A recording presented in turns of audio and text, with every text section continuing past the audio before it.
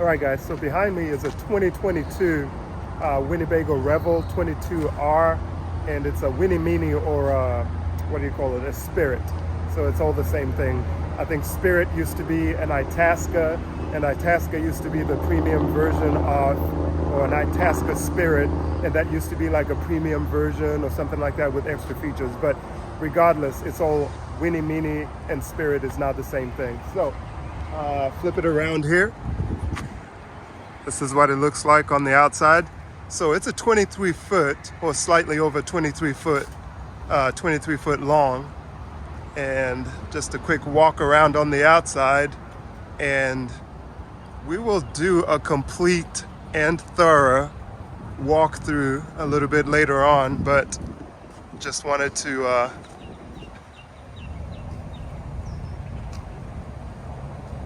show you what that looks like right now.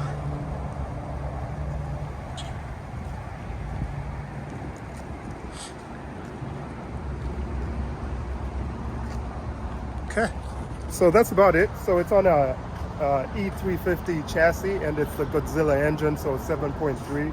So I'm about to get on the road, and we'll take a look from the inside and see what it feels like and how it drives. So just took a little stop here just on the side of the road, and it's just, you don't think about it, but it's just very interesting. This is not a very big dip, but you already don't have a lot of clearance in here just because that overhang is so big, which it's not even that big. It's probably maybe 5 foot or something like that, but it's almost touching the ground over here.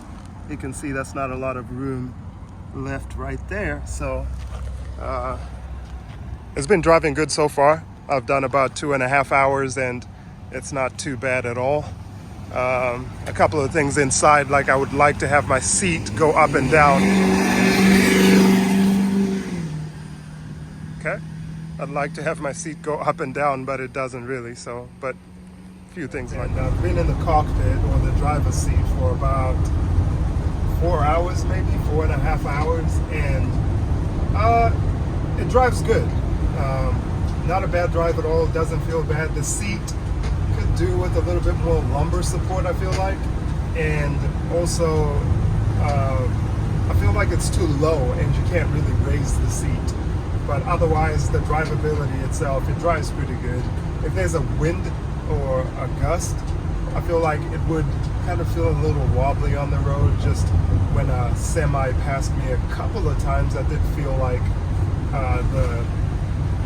that it reacted a little bit, but almost to be expected with such a high profile vehicle. I think we're sitting at about 10 feet maybe, 10 point some feet. So, but otherwise, driving on the inside feels good. I tried to set up this here. It's supposed to work with Apple CarPlay and Android Audio, but there's some crazy little situation with having to download this web host, whatever, web link application. So anyways, even being as intuitive as I am with IT stuff, I wasn't able to figure that out. So I actually have to read the manual on that. So always interesting to me whenever somebody like me has to read a manual in order to set up something as simple as CarPlay. So not cool. Let's see. One of the biggest things, and the reason why I got this, is this section over here. Like, you'll see a lot of these fans. I think Winnebago is the only one that actually has these buttons on this side. So usually it's just blank. So you don't have the volume controls and the whatever else, answering, hang up, answer, and mute options that you have on the steering wheel.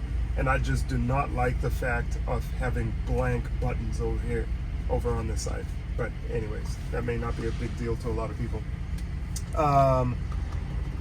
So that's really, what am I thinking? So sound-wise, let's see how loud it is driving in the city. So I'm going about 20-30 miles per hour, and the dBAs are gonna look something like this.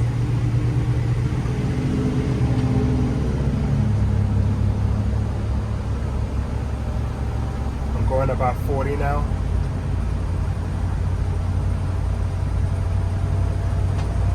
Okay. that's about 67.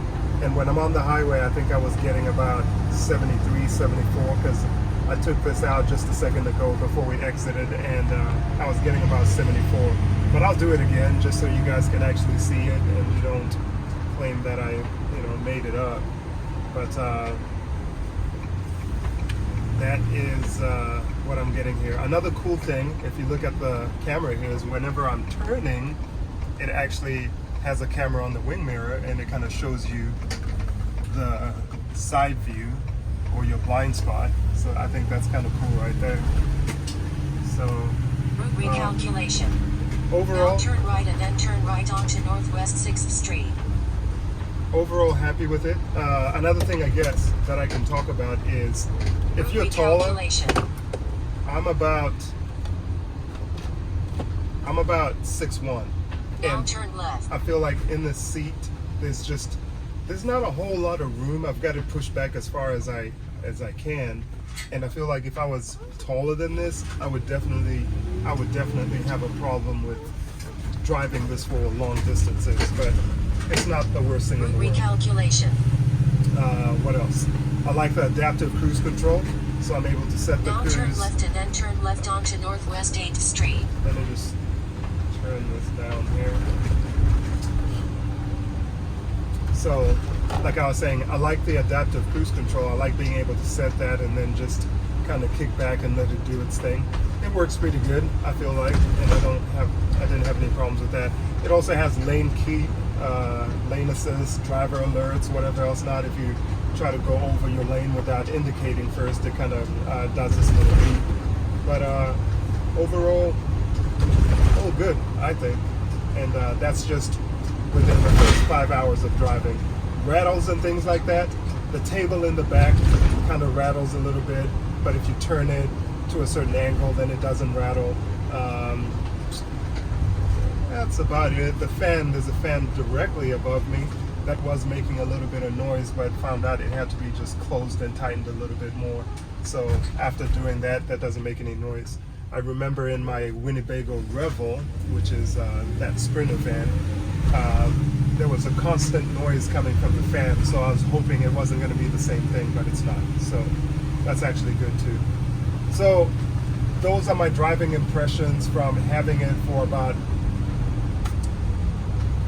4 hours or whatever it's been now, 4.5 hours driving. And I'm waiting to see when I fill up what kind of gas mileage I'm going to get. So far, it says I've been averaging 8.6, but that's using the computer. I'm going to reset that, or I'm going to actually, I've got an app that I track everything on, and I'm going to look at that and tell you what it says after my first fill up. So, but according to this gauge, it's 8.6, which is not great, but also not, okay, it's not great at all. So, but we'll see. We'll see what happens when I actually get the actual reading, because I didn't reset this when I picked it up, and it already had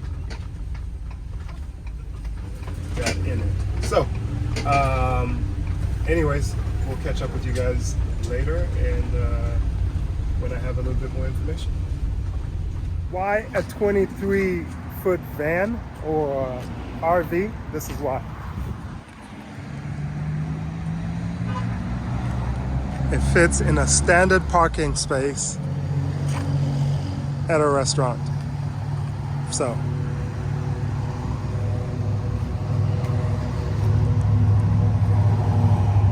that's pretty cool.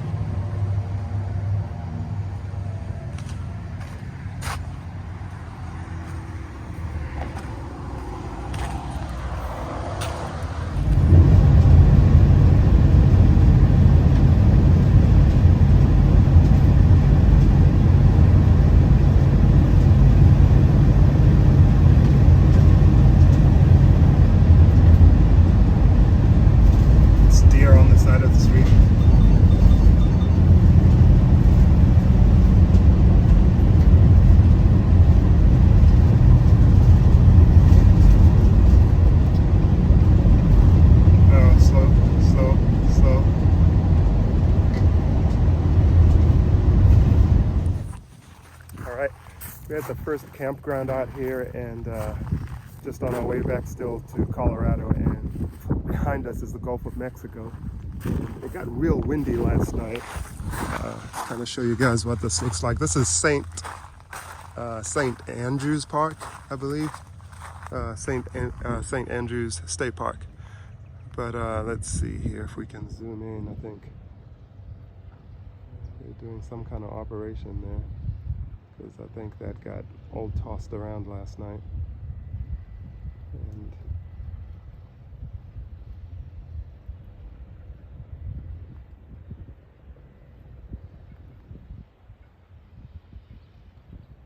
there's one that's on its side there. I don't know if it's always been like that or if this all happened last night, but and there's that as well. So definitely interesting. But yeah, it got really windy last night, but it didn't really affect the camper that much. Like it wasn't rocking or anything like that, and it's just parked here, so it's not like it's sitting on jack stands or stabilizers, which I don't even know if I have any. Nope, no stabilizers. So, but even without them, it was still pretty sturdy. It didn't rock and roll at all, or even just walking around, it didn't feel like it was unstable. So, pretty good enough. Here's the rest of the campground. It was full last night, but everybody's left already this morning. St. Andrews State Park.